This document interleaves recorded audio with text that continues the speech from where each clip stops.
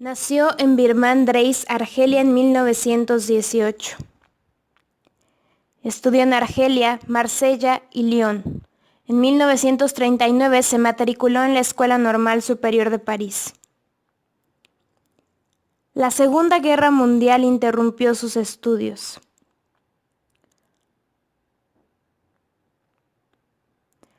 Pasó 5 años en un campo de concentración nazi.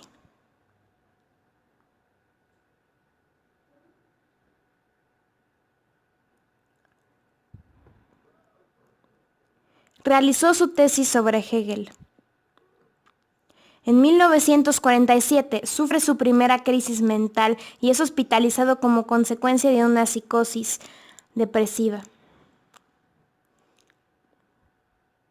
Filósofo francés, teórico marxista, estructuralista.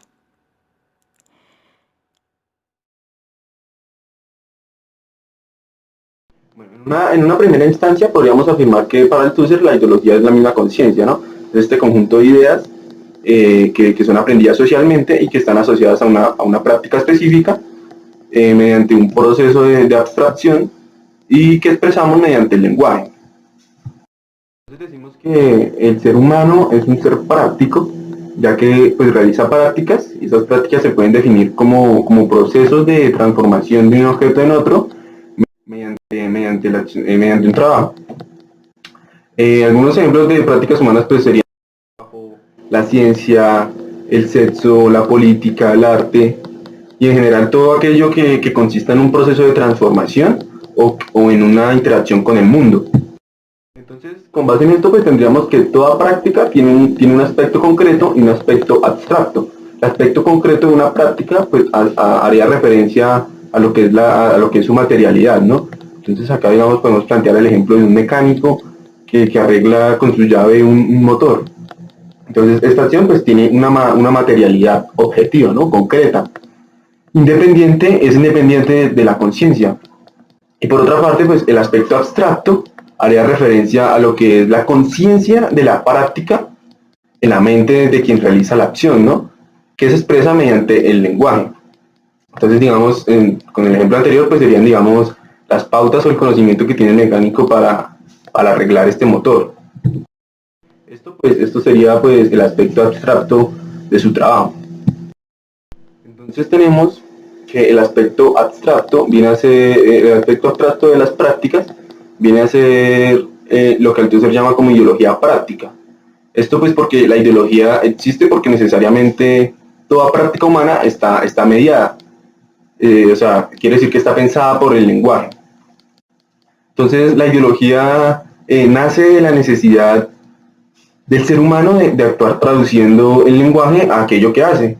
Entonces por eso Althusser afirma que la ideología es eterna, o sea, que es una condición de la naturaleza humana mientras exista el lenguaje y por ende pues mientras exista la sociedad. Entonces con base en esto, cada práctica humana estaría asociada necesariamente a una ideología específica. Teniendo en cuenta que existen tantas ideologías específicas como prácticas. Entonces, estas ideologías específicas están asociadas a una práctica y estas prácticas pueden tener diversas modalidades. Entonces, de esta forma, digamos, cada práctica puede realizarse de distintas maneras. Como por ejemplo, bueno, existen diversas ideologías para cada práctica, ¿no? Entonces, digamos, están diversas ideologías laborales, sexuales, filosóficas, científicas, artísticas, jurídicas, políticas, etcétera. Entonces, por lo tanto, pues, entonces habrían distintas formas digamos, de practicar el trabajo, ¿no? Entonces, digamos, el trabajo servil, el trabajo asalariado, el trabajo esclavo, cooperativo, digamos, en el mismo caso con la sexualidad, ¿no? Está la monogamia, la poligamia, la homosexualidad, y también con la filosofía, ¿no? Tenemos el idealismo y lo que es el materialismo.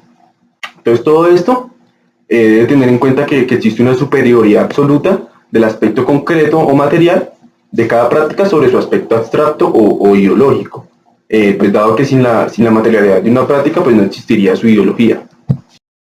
Entonces, para resumir esto, pues podemos decir que la abstracción no está separada de todo lo concreto, porque la abstracción siempre está ligada a lo concreto, ¿no?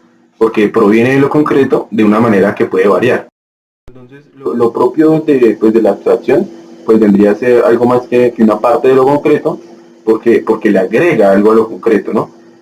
Y según Althusser, pues lo que le agrega es una generalidad de una relación, ya sea lingüística, jurídica, social o ideológica. Eh, entonces, en esta relación entre lo abstracto y lo concreto, pues se podría ver como una dominación de lo abstracto sobre lo concreto, ya que pues lo abstracto constituye lo concreto, ¿no? Le da un significado a lo concreto. Entonces podemos digamos, establecerlo como un ciclo, que está lo concreto al comienzo, luego vendría lo abstracto y luego nuevamente lo concreto. Este ciclo se da así pues porque para que exista pues una ideología que viene a ser la parte abstracta, pues debe existir un concreto, ¿no? Y este concreto pues adquiere un significado por medio de la parte abstracta. Entonces por eso hablamos de este ciclo que va lo concreto, luego el abstracto y luego nuevamente lo concreto. Estructura y superestructura. La sociedad o estructura social, según Althusser, está conformada por la infraestructura y la superestructura. Infraestructura, ¿qué es? Es la base material de la sociedad que determina la estructura social, el desarrollo y el cambio social. Superestructura, ¿qué es? Es un concepto marxista que hace referencia al conjunto de elementos jurídicos, políticos e ideológicos creado por la infraestructura o base. La infraestructura o sistema económico capitalista está conformado por medios de producción, fuerza de trabajo, relaciones sociales de producción, vínculos dentro del proceso productivo, ejemplo, patrón y obrero.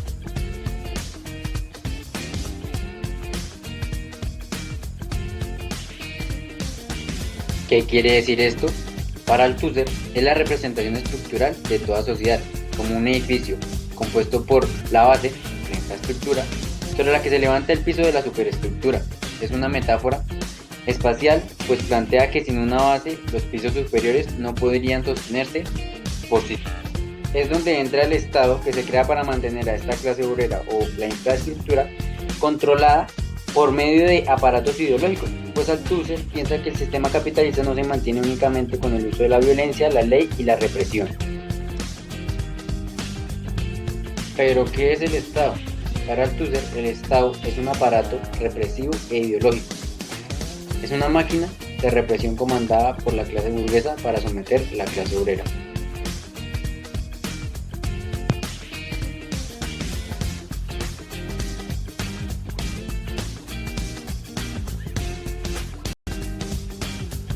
Estos aparatos ideológicos son la familia, la cual le enseñará al individuo a integrarse a una sociedad. Esta le enseñará a cómo comportarse, ser reproductor y consumir. La escuela, ámbito donde el individuo aprende habilidades intelectuales para conseguir un empleo, un salario y así colaborar con el consumismo capitalista y su represión. Y por último, la religión. Esta te enseña a ser obediente y a cumplir con los estatutos. Entonces, podemos decir que el poder del Estado es igual a aparato represivo más aparatos ideológicos. Esto para asegurar la reproducción de las relaciones de producción ya existentes en el sistema capitalista. Bueno, para hablar de la reproducción de las condiciones de producción, tenemos la necesidad de renovar los medios de producción para que este sea posible. Para hablar de este tema es necesario remontarnos al segundo tomo del libro El Capital de Karl Marx, en donde se evidencian las perspectivas ideológicas, pero para que esto no sea un pensamiento tan abstracto es necesario llevarse desde una vista un poco más que parcial, teniendo en cuenta que la formación social depende del método de producción dominante. Y para este se tiene que dividir en dos partes, las fuerzas productivas y las relaciones de producción existentes.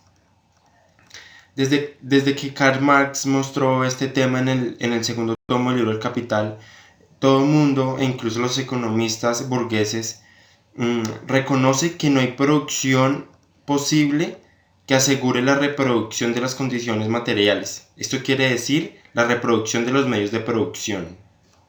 Cualquier economista sabe que todos los años es necesario proveer la posición que necesita la empresa, es decir, materia prima, máquinas, instalaciones. Gracias al genio Kensday, que planteó el problema salta a la vista, en donde se quiere decir que este problema no se puede tratar directamente desde la empresa, porque allí no se dan las condiciones reales para hablar de este tema. Esto realmente es solo un efecto que no permite pensar realmente las condiciones de la misma. Para referirnos a la fuerza del trabajo es necesario tocar el tema del salario, que es únicamente la representación del valor producido por la fuerza del trabajo. Es necesario recordar y reconocer las luchas de la clase obrera en contra de la reducción del salario mínimo y el aumento de horas del trabajo diario. La educación y otros aparatos ideológicos de Estado constituyen los mecanismos que ayudan a la reproducción de las relaciones sociales de producción. Althusser anunciaba que una formación siempre quiere mantenerse como tal, quiere a la fuerza reproducirse, y solo lo logrará con la reproducción de la producción, es decir, mantener el status quo.